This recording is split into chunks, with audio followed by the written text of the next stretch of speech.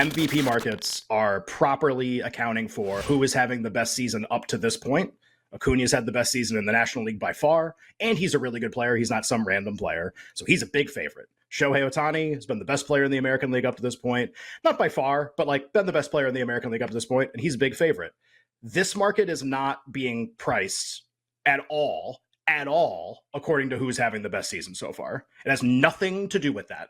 And it has everything to do with trying to project what is going to happen the rest of the season. So like the names at the top, Cole, McClanahan, Ohtani, none of them have had the best season or close to it so far. Cole's the closest, like he's in that first tier kind of, and the other two are not at all. And so like this is not the same pricing. It's not. Like Acuna and Ohtani are the best players up to this point. They project well going forward, big favorite. This is like guesswork. This is like, well, I guess Cole, I guess McClanahan, and like we're going to reach some point in the calendar where what actually happens this year matters. And it's probably going to happen really soon.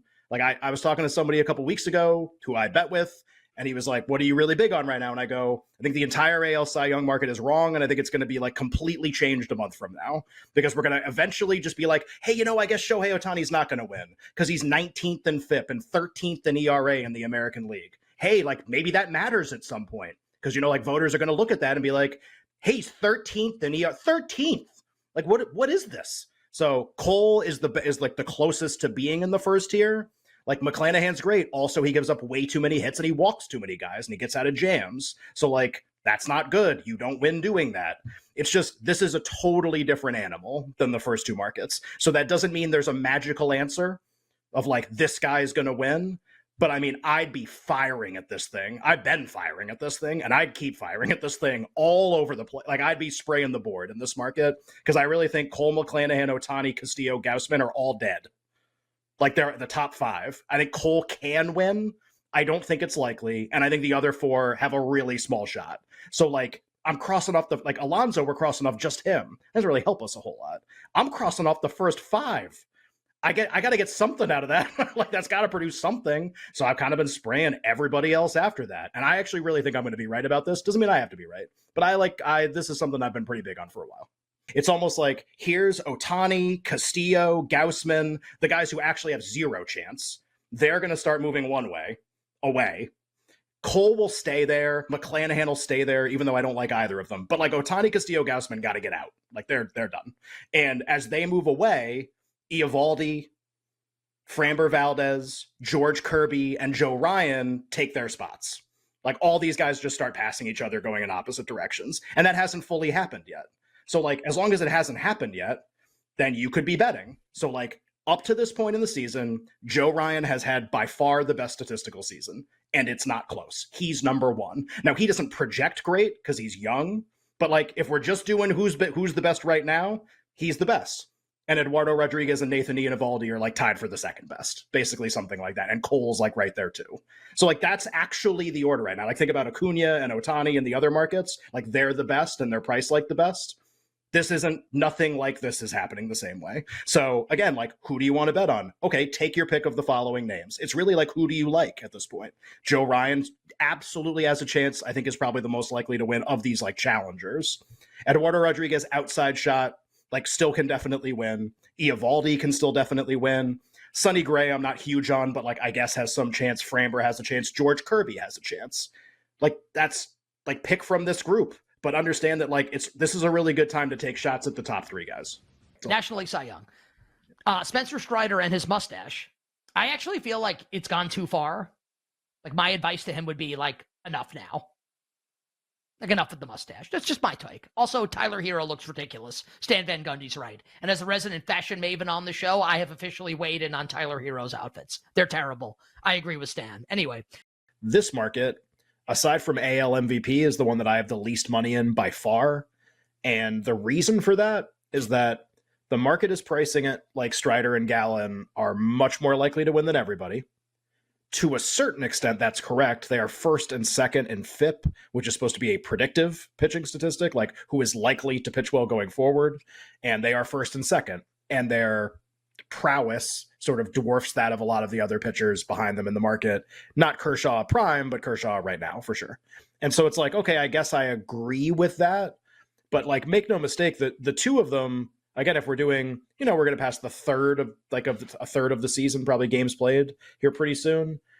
If it starts to become a conversation about what have you actually done this year, and we're not there yet, we're like a month away from it almost entirely needing to be that. This is like the transition period from what we expected to what we got. If it starts to be about who's actually had the best season, the two pitchers who have had by far the best season, by far, are Justin Steele and Mitch Keller. But they're Justin Steele and Mitch Keller. And like even more than the guys in the other league who we're trying to beat the favorites with, Kirby, Joe Ryan, Eduardo Rodriguez, Sonny Gray, Framber Valdez, like take your pick. Like all of those guys have like holes in their resume or they're kind of young or whatever. I think all of them probably have more in their resume than these two guys. And so this is really like, can these guys really do this? It would be pretty improbable. They're both Steele's really early in his career. Keller's at least been around a few years, but like neither has had the remotest bit of success that like tells you that they're ready for this. It would be a massive, as big a step forward as you can possibly take. We've seen pitchers do it, so it's not like it can't happen. It's just like, it's okay to be really skeptical. So like, that's why I'm kind of paralyzed here. All right, I have two really likely traditional winners, like Strider won Rookie of the Year, strikes out a million guys. His statistics are pretty good. Gallen's statistics are pretty good, but like neither of them has been the best pitcher so far. The two guys who have been the best pitchers are to a certain extent nobodies. And can the nobody really keep it up for 4 more months? And I don't know. And I don't like these two as much as I like some of the AL guys. So like, I know Jake likes Mitch Keller, and Mitch Keller can definitely win. I just haven't bet him, but I also haven't bet Strider and Gallen. So I'm not against that opinion. I've just been like hanging out. Gallen and Strider are the guys, and for good reason. They're both really, really good at pitching. If you have been living under a rock and didn't know that already, but they're also just good, not great. And I like Mitch Keller. I liked it a lot, a couple weeks ago when the price was way longer. I wouldn't bet it now at 12-1. I think that's kind of silly because, like Ken said, he's been around a while and has never done anything kind of like this. So can he keep it up? I don't know. Justin Steele is interesting to me because he's been this good dating back to last year. This has been many months now that he's been pitching this well. Obviously, there's that thing called the winter separating those two seasons. So can he keep it up for 5, 6, 7 more months? Remains to be seen, which is really interesting when it comes to Justin Steele. Somebody, I guess, who's kind of interesting would be Justin Verlander. Maybe. He's faced one actual offense, though, and it was the Rays, and he got lit up for 6 runs. Otherwise, he's pitched really well against the Giants and the Tigers and the Reds. Not really super inspiring. So if you could string a couple good starts like he just had against some actual offenses, some actual lineups, then I might be interested in him. But for now, I'm just hanging out, like Ken said, and just waiting to see if anybody else pops and wants to try and beat Strider and Gallen.